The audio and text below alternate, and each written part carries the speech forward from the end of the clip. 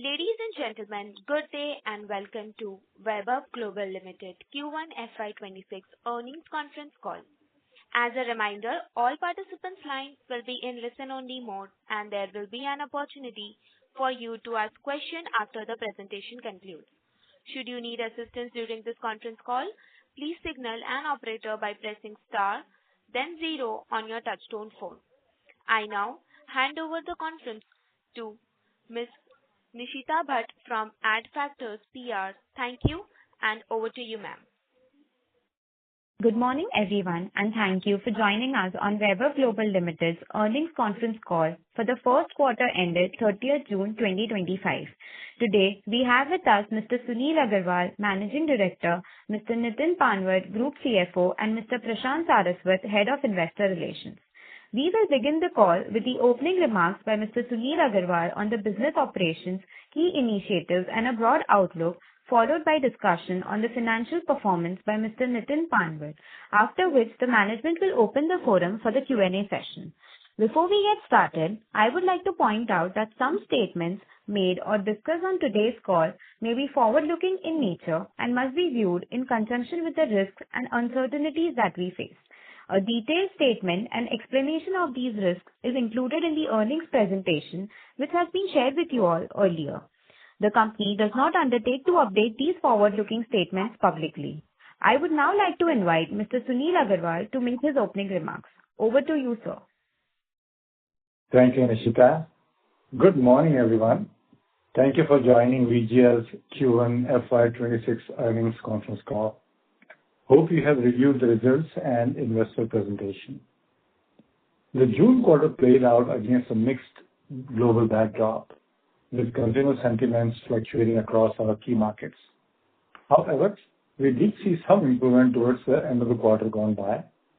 We reported revenue of 814 crores in Q1, registering 8% year-over-year growth. Our gross margin held steady at 63.8%, which is reassuring given the macro volatilities. We continue to operate comfortably within our target margin range of 60% plus, thanks to our vertically integrated global supply chain. This setup helps us stay cost competitive and responsive while maintaining industry-leading margins. On the digital front, we are seeing steady momentum as digital now contributes to 43% of our B2C sales. We now remain on track to reach a 50% digital revenue share by FY27. Let me now walk you through region-wise performance. In the US, revenue grew by 1.3% compared to the same period last year. Consumer confidence dipped in April, partially improved later, but towards the end of June, the US strike on Iran subdued the sentiments. So overall, remains below last year's levels. With household savings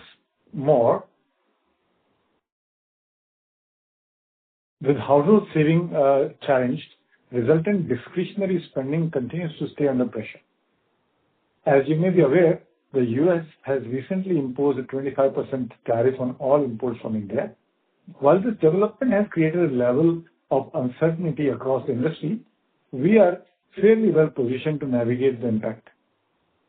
Unlike our peers, we operate a fully vertically integrated business model with in-house design and manufacturing,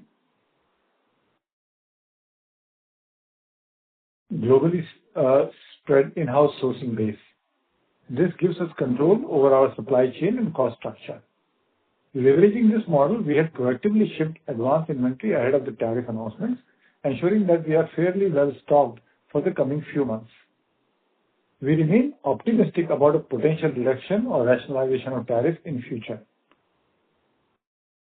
The UK retail industry continues to face a challenging environment, with growth held back by economic uncertainty and a cautious consumer spending.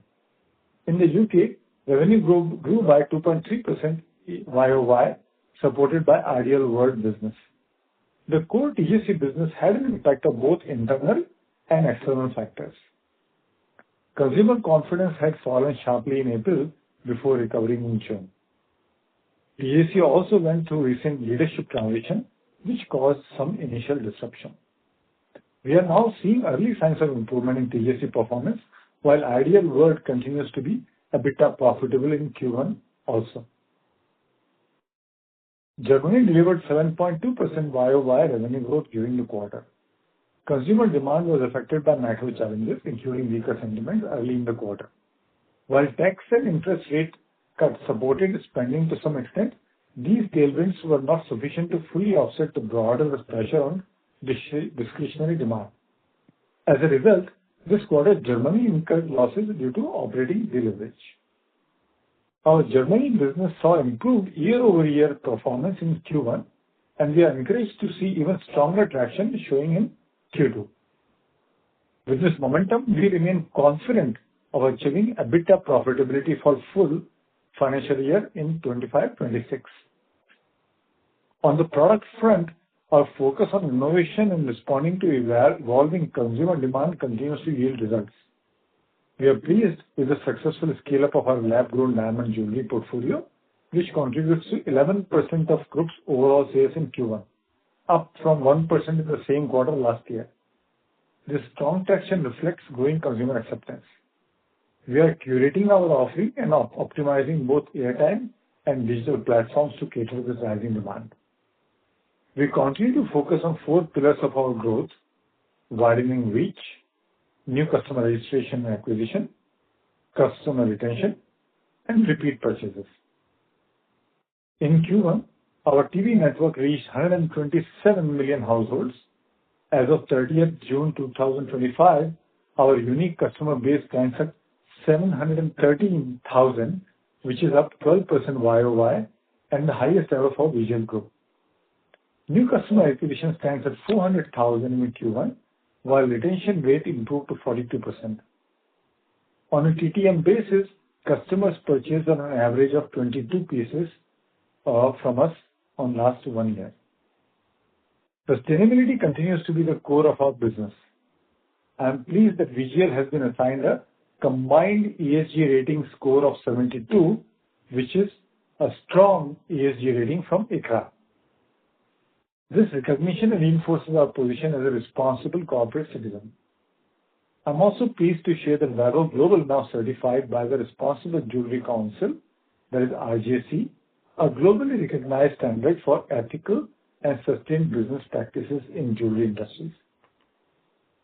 This places us amongst a select group of certified manufacturers worldwide and reflects our commitment to responsible sourcing, governance, and environmental stewardship.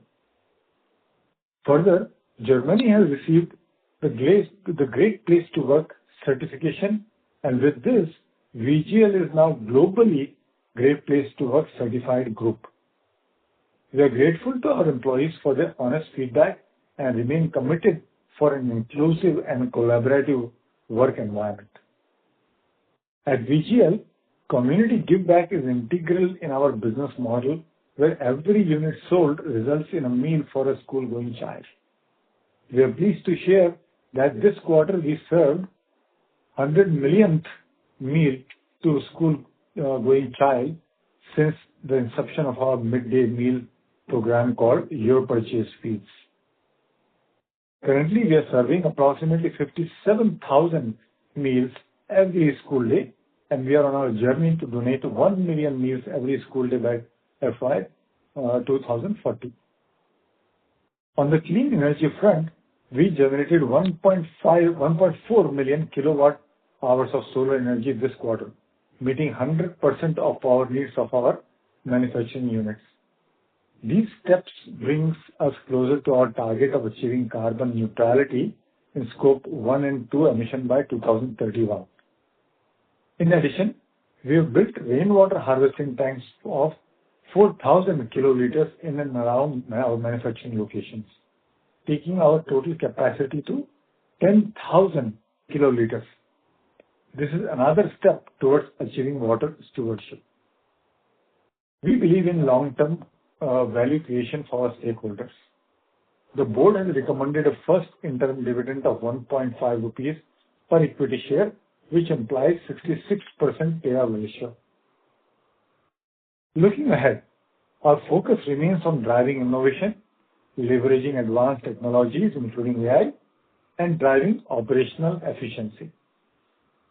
Current macroeconomic environment and recent tariff development presents near-term challenge, especially in consumer sentiments.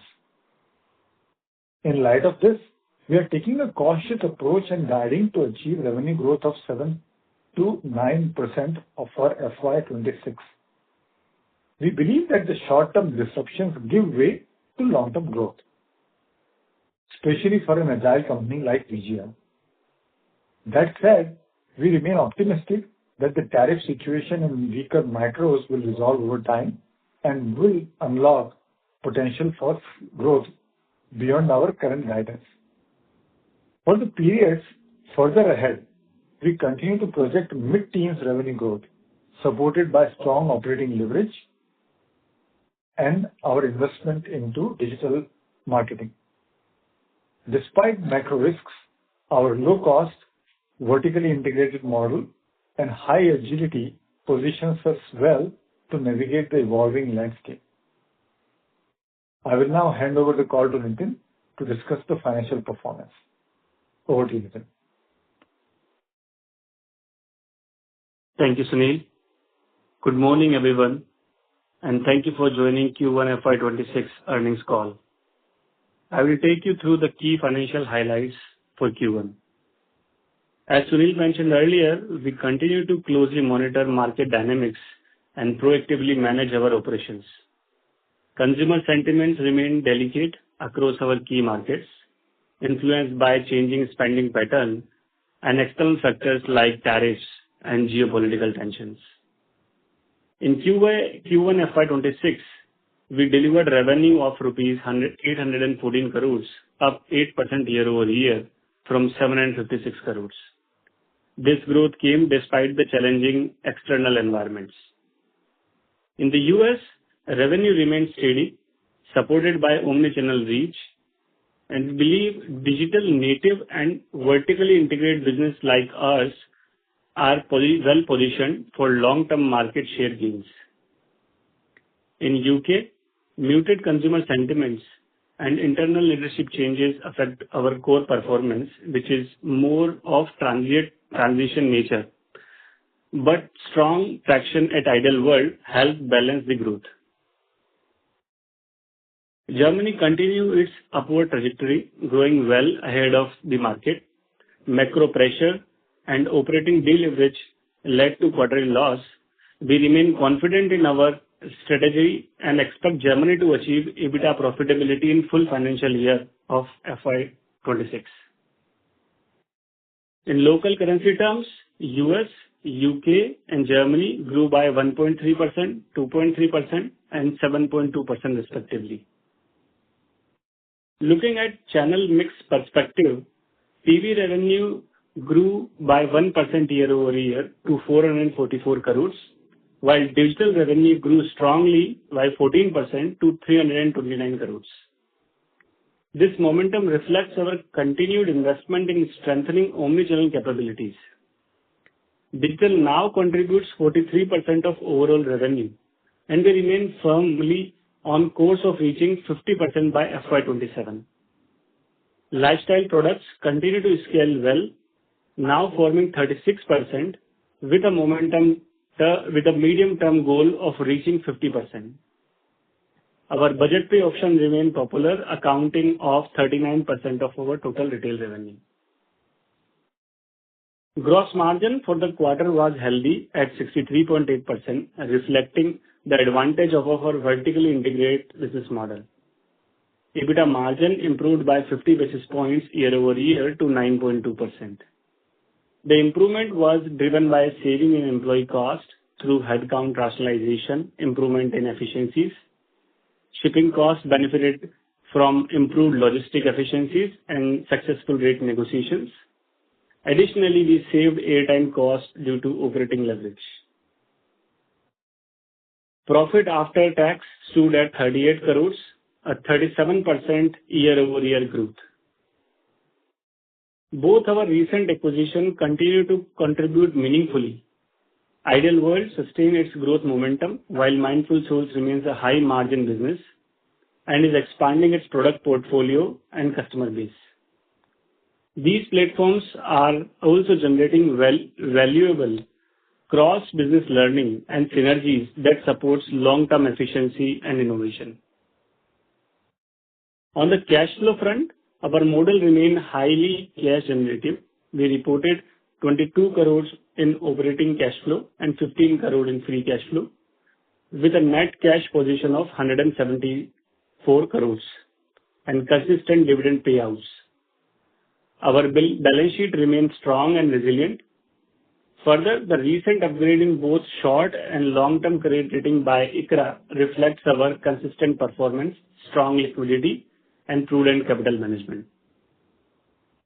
Return metrics remain healthier, ROCE 19% and ROE 12%. We remain firmly committed to delivering consistent value to our shareholders. The board has recommended a first interim dividend of rupees 1.5 per equity share, implying a 66% payout. While we remain confident in our long-term growth outlook, the current macroeconomic environment calls for a measured approach. Accordingly, we are revising FY26 revenue guidance to 7 to 9%, supported by operating leverage. We remain optimistic that issues like the tariff situation and weaker macros will be resolved over the time and could unlock the potential of growth beyond the guidance. Over the medium term, we continue to target mid-teen revenue growth with sustained margin expansion driven by scale and cost efficiencies. Thank you. Over to you, moderator.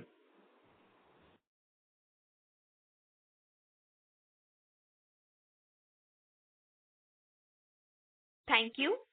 We will now begin the question and answer session. Anyone who wishes to ask a question may press star and one on their touchtone telephone. If you wish to remove yourself from the question queue, you may press star and two. Participants are requested to use handset while asking a question. Ladies and gentlemen, we will wait for a moment while the question queue assembles.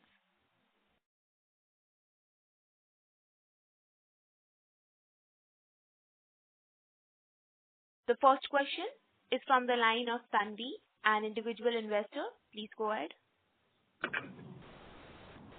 Hello, sir. Congratulations on good numbers. I had two questions. So first, in your press release, you've given a growth guidance of 7 to 9%, considering the current macro environment and US tariff regulation. However, in the call right now, you've given a guidance of revenue for early teens. And in the previous Concall also, you've given a guidance of 8 to 12%. So are we reducing our guidance for the current year given the current economic situation? Hello, Tanvi. This is Sunil. Yes, given the current macro environment, especially the consumer sentiment that we see in US, so we are revising the guidance to 7 to 9% for current financial year. Now, there is a potential for upside to that if the macro situation improves, but the current guidance is 7 to 9. Now, mid-teens is for next financial year onwards, assuming that the macro environment goes to steady state. Okay. Got it. And so one more follow-up question. So you've mentioned that, you had a lot of pre-shipped inventory before the US tariff regulation was imposed. So that also helped in a way to get us achieve better EBITDA margins. But how do you see that going forward in the coming quarters? That now, the inventory levels will also deplete and we will have the revised pricing. So how do you look at the EBITDA levels or this revised price inventory? Yeah, good question, Tanvi. The inventory that we have sent recently to US will help us moderate the consumer sentiments, because other retailers would also have inventory and other retailers will slowly increase their prices, reflecting the tariff addition. So we will also have this cushion to get to that consumer acceptance of higher prices. And we are multi-country sourcing organization, so we will be able to source product from countries, especially for US, which are most suitable. So, for example, we have Thailand, China, Indonesia, India for our own sourcing, and then third-party sourcing from Europe, Turkey, or even UK or Middle East. Many different countries we can source, and we will source from most suitable country for our US market. And our own manufacturing we will redirect towards UK and Germany. So we are very agile and we'll be able to navigate it, I believe, better than pretty much anybody else. The main reason for guidance was the consumer sentiment. Okay. Okay. And just so how much this tariff, it will be 25% across all our goods that are sent to US? Yes, so 25% is on the top of existing tariffs for a different category. For example, jewelry was 5.7%. Plus 25, it will become 32.7% from India. From Indonesia is 19 plus 5.7, Thailand is 20 plus 5.7. So the different countries have different tariffs. Europe will be 15 plus 5.7. So in a way, those countries will be cheaper than India in terms of sending goods to US. Yeah, so what we will do is to not send goods from India to China. India will dedicate for UK and Germany businesses, and US will be for these, and then other countries can be dedicated to US. It's we are very agile in that sense, and we can, between the countries, we can decide what is the best for us. Okay, got it. So just one last follow-up question. So will this thing impact will we face more competition from the local players in US given a 25% increase in our prices? I know the other export-oriented customers will increase their price, but how do we see the competition from the local players there in America, in the States? Yeah, so jewelry manufacturing is extremely limited in US. Or even the accessories, handbags are also, they are pretty much non-existent in US. But maybe down the road, if there is no resolution in medium term, then we can set up the small units in US. The capex is not meaningful there. So it's not difficult if the labor arbitrage is sufficient to do that. Okay. So thank you, sir. That actually answers all my questions. Oh, thank you. Very well. Thank you so much. Yes. Thank you. The next question is from the line of Deepali Kumari from Arihant Capital Market Limited. Please go ahead. Yeah, hello. Yeah, thank you for the opportunity. Germany saw 7.2% growth compared to the last year, but the business is still running at a loss. You said break-even was reached in July, so what has made this turnaround happen? And was it higher sales or changing how the business is run? Yeah, this is Sunil. Thank you, Deepali. So Germany, we are seeing better performance even from July. So the July is still a bit of loss, but very marginally. So as we go towards season, we expect the H2 to be sufficiently a bit of positive to cover the deficit of H1 or at least Q1. So we're fairly confident of Germany achieving a bit of profitability for the full financial year. Okay, so Deepali here also adding to Sunil's point, the Germany, we have changed our product mix and offering and planning strategy and presentation that helped to the gross margin improvement from earlier level to 63% to 68% in Germany. So you may see the lower growth comparatively previous year, but a substantial improvement in gross margin itself from Germany business helping to improve the profitability. So gross margin improvement is double digit and higher, while revenue is 7.2 you see, but gross margin is much higher in Germany now onwards. So achieving a EBITDA profitability at much lower sales point. Okay, so do you believe for FY26 Germany market will be profitable? Yes, yeah. Okay. And sir, one follow-up question, like, what is the planned CapEx for FY26 and 27? Like, any big project you are coming, you are acquiring, or like, after acquiring Mindful Soul and Ideal World, are you looking more acquisitions or any other product category? Yeah. So in CapEx terms perspective, so FY26, we haven't planned any major CapEx. It is a routine nature CapEx, upgradation of our softwares and the tangible goods, which is around 3 to 5 million. But FY27 may be slightly higher as we are consolidating our UK operation in a one place. So around 2-3 million higher in FY27. So FY27, we expect 5 to 7 million CapEx overall in the business, but this year is around 3 to 5 million. Okay. And so, like, any new product category you are interested for into?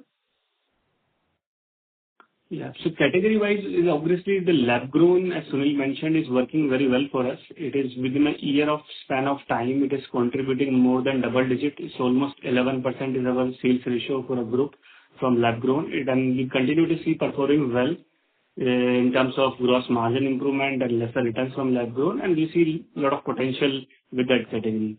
Apart from that, our business model is more for launching new varieties of products with different gemstones.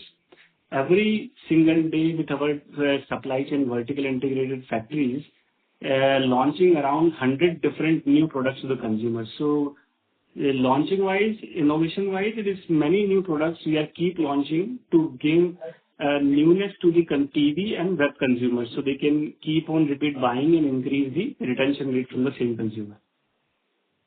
Okay. Okay, sir. Got it. Thank you. And Deepali, to your question about the Mindful Soul and Ideal World and acquisition. So they're happy with both the acquisitions, and we don't have any other active target that we are looking at right now. But we are always open for possibility. If there's any opportunity comes, we'll look at it. But we have to look. Okay. We have to balance between the existing portfolio doing well and growing, and then adding to the portfolio. Okay, sir.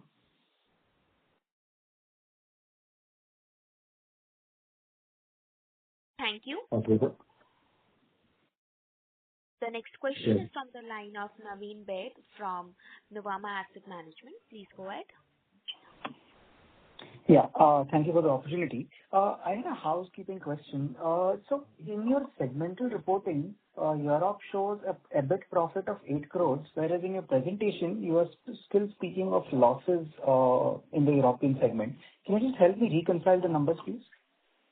Yeah. So, hi, Naveen. So can you just refer which line you are quoting with the segmental P&L? Yeah, the profit before interest and taxes of 8 crore is what you've reported for the quarter. Okay. 1 second.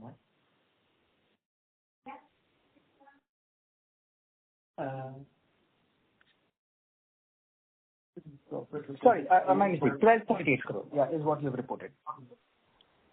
12.8 crores in Europe business, yeah. So, Yes. The effects in the segmental reporting, there is a larger movement in euro and GBP. Okay. That currency movement led a larger forex gain in both of the countries. However, that gain is not translating in consolidation level, as is that all the gain for intercompany loan is going to other comprehensive income. So while segmental reporting is showing profitability, but that gain is largely contributing to the intercompany loan, foreign exchange gain of intercompany loans. Okay. So at the EBITDA level for the European operations, where are we for the quarter?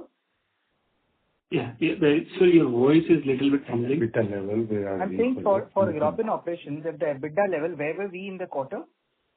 Yeah. So EBITDA level was roughly around a 700,000 loss that we have in Germany, in EBITDA level. 700,000 euros. Euros, yeah. Okay. Got it. Thank you. That's helpful. Thank you. The next question is from the line of Kumar Saurabh from Scientific Investing. Please go ahead. Hello, am I audible? Yes.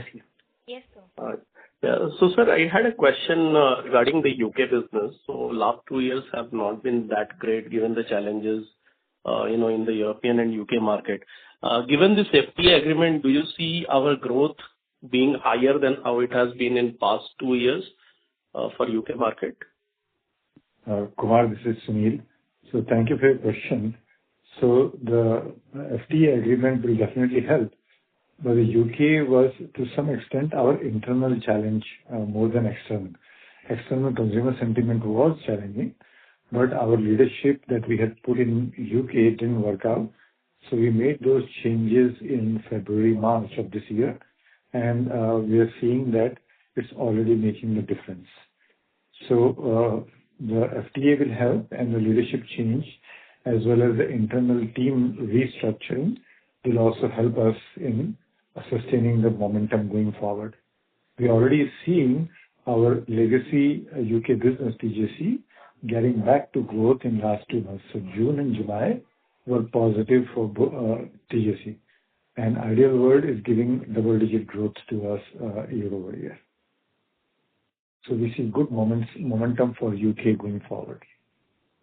And Kumar, certainly the FTA definitely help. Right now, currently, jewelry we import from India, it is contributing 3 to 5% duty, and the lifestyle product 7 to 15% duty.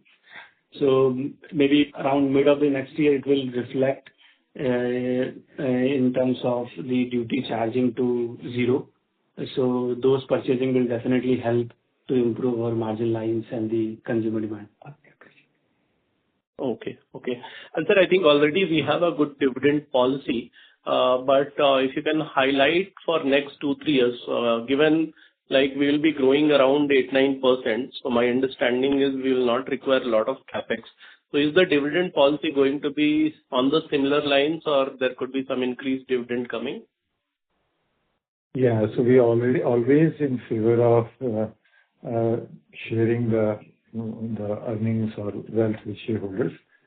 So we can look at either dividend or potential acquisition or potential buyback if there is sufficient cash for doing that. So as you've seen our track record, we always are looking for opportunities to reward the shareholders. Okay. And so last question. So I think in last 4-5 years we have done 2 acquisitions. So one question is, what is your experience with these acquisitions? Are you happy the way these acquisitions have shaped up, or do you think what you targeted that has not been achieved? The reason I am asking is, when there are no good times, companies who sit on very good cash flows, they have money to go and acquire companies which are weaker. So in next I'm not asking for something immediate, but based on your history of execution of acquisitions and the opportunities available in market, do you see any high probability of another potential acquisition in next 1 or 2 years? Yeah, so the first point is, how do we feel about acquisition? So we are very happy with both acquisitions. With Mindful Source, we integrated a lot of their native digital learning into our group. And that is helping, as you saw in our digital numbers, accelerating. So a lot of those learnings have been incorporated in other 5 group retail brands. So I'm very happy with that. But Mindful Source itself is having some revenue degrowth, mainly owing to the supply chain movement away from China to India. So that led to some degrowth, and we expect that growth to come back to in later quarters of this financial year. So I'm pretty happy with that. For Ideal World, we got it for very low money. As you rightly said, it was a distressed asset, and we got it for pretty low price. I'm pretty happy with that acquisition because giving good growth, already a bit profitable in second year, great return on investment. So yes, to your point, if there's any other opportunity, we have very strong balance sheet, we have cash generation machine in VGL. So if there's an opportunity, we'll definitely look at it. As I mentioned earlier to Dipali's question, we don't have any active acquisition target as of now. Got it. Thank you, sir, and wish you all the best, sir. Thank you, Kumar. Thank you. The next question is from the line of MS Reddy, an individual investor. Please go ahead. Opportunity, sir. Congratulations on a very good set of numbers. It is gratifying that you got a great place to work at for our European operation. My question is, sir, regarding our entry into the Indian retail market. Our jewellery retailers here are doing very good. We have a very good domain knowledge of the Western retailer. Why can't we definitely, I think it is definitely time for us to explore Indian market. That is my view, sir. What is your thoughts on this? Well, thank you for your question, Mr. Reddy, and thanks for your comments and compliments. Appreciate it. So India market is definitely promising, but for digital retail, it is still in a discovery phase. A lot of investment is being made by Amazon or Walmart into expanding digital presence. So, but we believe that we are not the first mover kind of company. We are low cost, vertical model, very agile, but always coming later in the market when the market matures so that we can come to profitability pretty quickly. So as you saw with our experience in Germany, we will become profitable in 4 years of entry. But whereas Amazon, it has taken much, much longer and still profitability is nowhere in sight. So we want to wait a little longer before India matures for digital marketing. There is no plan to come on television or brick and mortar in India because that is not our business model. Okay, sir. Thank you. Thank you, Mr. Reddy. Thank you. The next question is from the line of Gopi Nanda Reddy from PNR. Please go ahead. Sir, what percentage of our sales is into lab-grown diamonds, sir? So lab-grown diamond right now contributing 11% of our total sales. Okay. Given the change in the certification by GIA, is there any impact on our sales or how is it going to work, sir? Any impact? Yeah, GIA specification is applicable for India. I think the world the world. Yeah, sorry. Then we haven't seen the impact yet in terms of sales perspective. Quarter lab-grown share is keep on growing. And we use IGI certification. We don't use GIA. So all our product that we have sourced is IGI certified. Not all, pretty much large portion of bigger stones are IGI certified. And they have not changed the policy from the consumer point of view. So when it comes to consumers, IGI certification is very much acceptable to the consumers. Yeah, so GIA decision hasn't gone to consumer because they haven't publicized it on public television, public media. It's all a business decision, business news. So consumer doesn't know and they don't care. As long as they are getting the right information, logical information, they are still buying quite a lot. So we're still seeing continued momentum for this. Are we procuring lab-grown diamonds from India or we ourselves are making or any idea? Any viewers? Yeah, we're procuring from the growers in India and China. Okay. Are we seeing the pricing to get stabilized or are we looking at, is it going to go down or can you predict something, sir, on this? So we are seeing, although the decline is quite slowed down, but we're still seeing continued softness in prices because the production is still there, which is, I would say production is continuing to grow faster than the demand. Demand is growing fast, but the production is growing faster. Okay, that's it from my side. Thank you. Thank you, Mr. Raghu.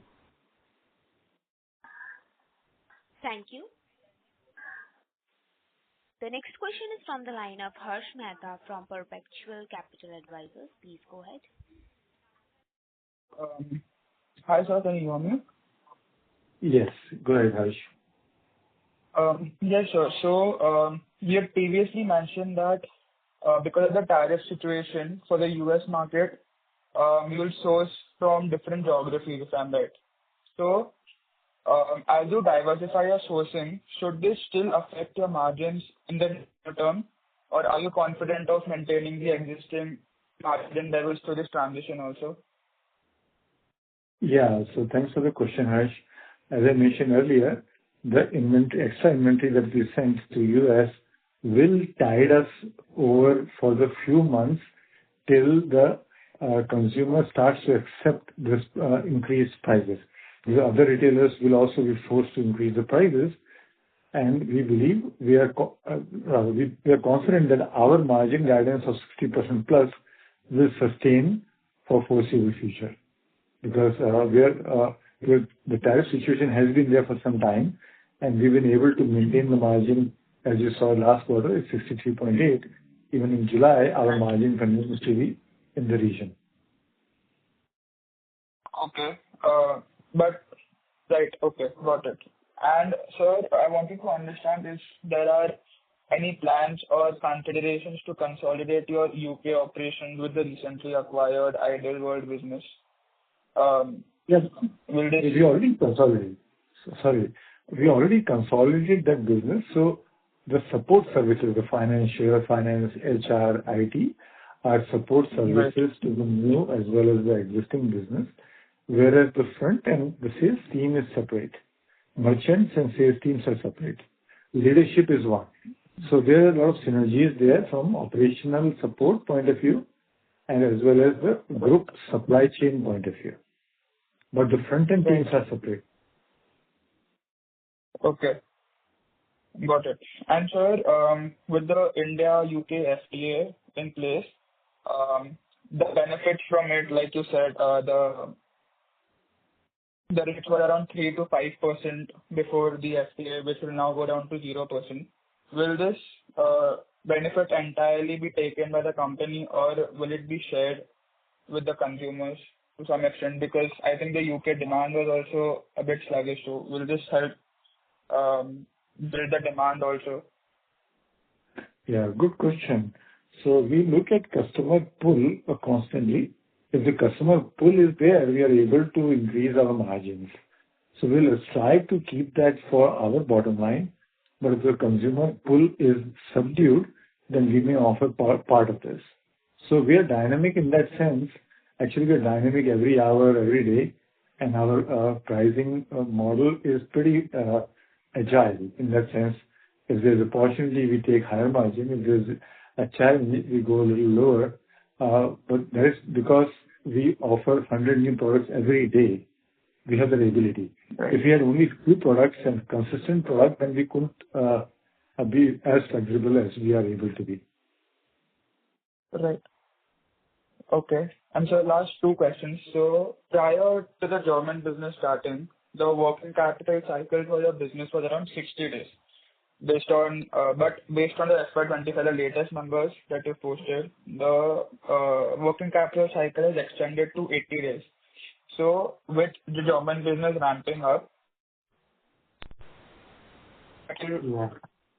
again in the next 2-3 years.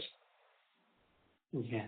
So in terms of working capital cycles, major investment is done through our inventory, and with the recently added up inventory in US increase the working capital days cycle. Also that the recent days the customer demands towards the budget pay programming financing option is more prominent to the consumer as the geopolitical tension and worldwide customer is looking for more financing option. However, we do take care based on customer history and their payment terms before giving financing to consumer. So part of the working capital gone to our debtors and part is in the inventory that led to increase the total working capital days. Now, coming back to your question about the Germany. So Germany has the major working capital deployment is only in the inventory.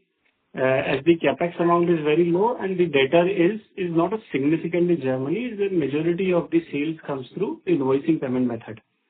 So Germany will definitely continue to improve and contribute in the bottom line.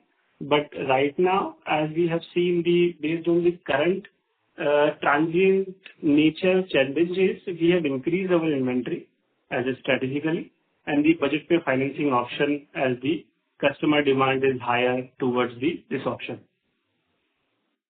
Okay, understood. So you should expect this to remain around 80 days only for the near future. Yeah, we expect that to be slowed down to improve the to improve the cash in the business, but not significantly as you have seen in March 21 was 40-50 days. It will not bring it down to that level, but lower than the current level. Right. Okay. And sir, last question. So on the other income side, in this quarter, there has been a 51% increase in other income. Could you elaborate on what were the key drivers behind this growth? And also the normalized tax rate. What should we consider as a normalized tax rate for the business on a full year basis, excluding any one-times or geographical anomalies? Sure. So we are a business who is generating money in the US dollar, GBP and euro, and most of the spending is in rupees terms. Generates a lot of foreign exchange gain in a business. And you may have seen a history of the business, and the other income normal is pretty much all of it contributing to the foreign exchange gains. And we expect that this will remain maybe some 10-15% up and down, but forex gain will come in the business continuously. And your other question is about the tax rate. So tax rate is getting benefited by lower losses in Germany, and also the previous losses is now coming the business coming profitability that the tax asset is now recognizing. So normal state of tax rate we expect in this financial year is roughly around 21 to 22%. Right, got it. Thank you so much. That's it from my side. Thank you. Thank you. Ladies and gentlemen, please limit your question to 2 questions per participant and come back for the question in the queue. The next question is from the line of Shreyansh Jain from Swan Investments. Please go ahead. Hello. Hi, Steve. Hi. So my first question is again on the bookkeeping. So Germany, we were doing some losses in this quarter, and if I look at the UK business, also our EBIT is about 10 odd crores. So if I was going to understand that there's a lot of dividend that sits in this EBIT. So X of dividend, even the UK entity is doing losses, is it? No, X of dividend, UK is positive. EBIT is roughly around £600,000 in UK, X of dividend. Okay. And so the other question is, last quarter we were guiding for 8 to 12%, and now we are saying 7 to 9 odd %. So this tariff thing I think was fairly known to us. So I'm just trying to understand what has led to this downward revised guidance. And the second part to this question is, sir, given this uncertain scenario and you also lowered your guidance, how do you see spends on content and broadcasting? Because we broadly spend about 600-700 odd crores on this line item. So do you want to maintain spending on this expense, or you think this also should go down with the guidance on revenues? Yeah, Shreyansh, this is Sunil. From the guidance point of view, we are seeing a lipstick effect already in US. What do I mean by that? The lower price point, flashy jewelry is selling more right now. So we see higher traction on our under 10 days, under 50 days, under $50 day. Can you hear me? There's a disturbance on the line. Yes, I can, sir. So can you go mute, please, and so that there's echo coming back. Yeah. Thank you. So we are seeing that lower price point is getting traction, and that tells us the consumer sentiment is currently challenging in US. So we didn't see that sentiment last quarter, and we started seeing this sentiment in last few weeks. Since the June end, when the US had action in Iran, and from there onward, when the tariff disturbance came and the consumer sentiment continued to deteriorate over there. And that also reflected recently in the job reports, where earlier months' job report were severely down-rated. And the current month, last month's job report was pretty low. So those 3 months job reports and our own internal lipstick effect that we are seeing led us to assess the consumer sentiment to be challenged in US. And we are seeing although our sales is growing in US, but we are seeing people downtrading to the lower price point.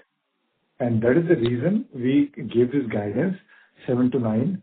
As consumer sentiments rebounds, there is upside potential for this our performance to go beyond 7 to 9 as well.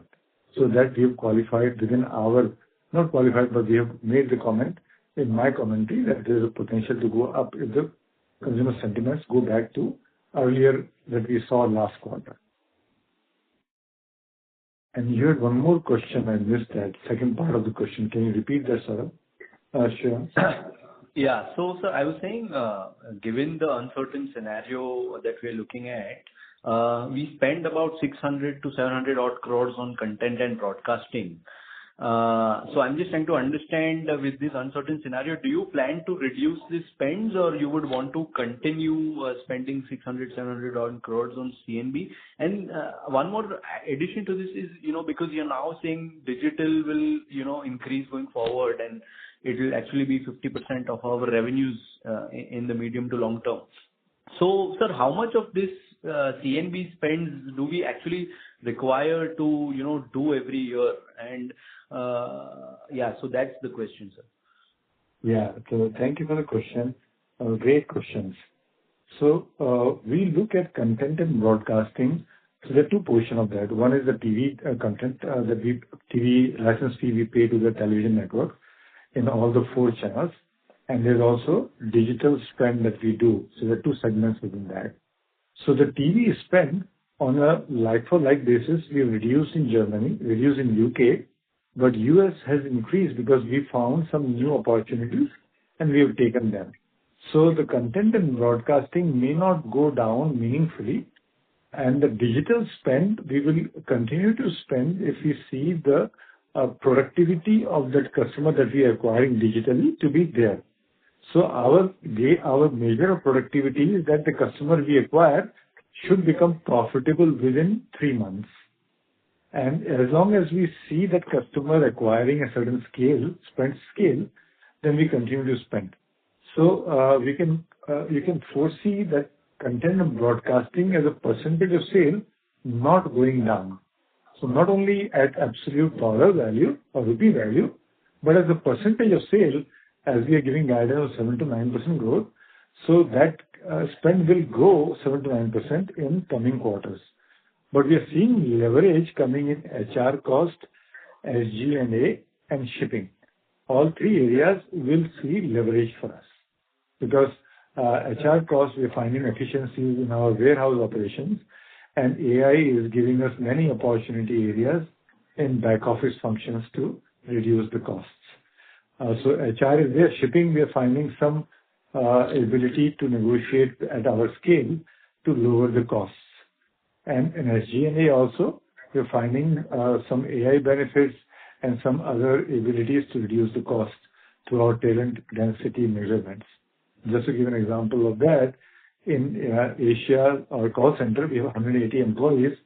So we are paying a little over market, and also we are giving career path to those talents within other parts of business. That has increased our efficiencies about 20% because our attrition went down from 15% a month to 1% a month.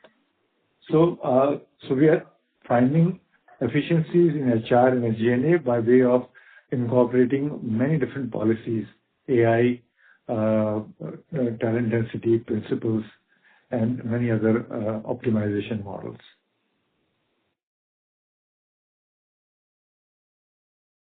Okay. And sir, my last question is, Sorry to sir, interrupt.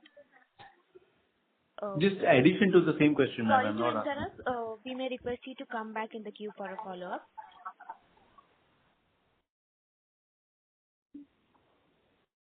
Ladies and gentlemen. Okay, Shreyansh, you can go ahead. So just last question. If I were to look at the U.K. business, we did about 900 odd crores of revenues last year, and I'm assuming 200 out of that would have been Ideal World. So can you just help me with the profitability in the standalone U.K. entity, say, out of 700 odd crores of revenues, what would be our EBIT or EBITDA, if you can help me, for last year, sir? Ex of the dividend income. Yeah. So last year was overall profit is roughly around $2 million pounds overall basis. While Ideal World was loss making as a first year, TJC was profitable business, but overall was 2 million pounds. Ex of dividend income, if this is. Yeah. Last full year, ex of dividend income, total profit. And last. Okay. Yeah. And if you are referring the quarter 4 to quarter 1 improvement, so quarter 4 that we made losses in UK, but quarter 1 we are seeing already profitability, as I just mentioned, 600,000 pounds in quarter 1, and the same improvement that we are doing, we are seeing in July and August itself also. You expect this to sustain for the year? Yes, yeah, certainly the changes with what we are seeing and the demand of the customers, which is also moving. We are seeing that it's more sustainable because the weekly improvement is not a one-off. It is coming week over week throughout in last 2-3 months. Okay. Thank you so much, sir, and all the best. Thank you, Shreyansh. Thank you. Ladies and gentlemen, that was the last question for today. Due to the time constraints, I now hand the conference over to Mr. Sunil Agrawal for closing comments. Thank you, everyone. I want to thank all the participants for your time and great questions. If you have any further questions, feel free to reach out to Prashant Saraswat at VGL or Amit Sharma at AdFactors PR India, and we'll be happy to answer your questions. Thank you all once again. Thank you. On behalf of Vaibhav Global Limited, that concludes this conference. Thank you for joining us, and you may now disconnect your lines.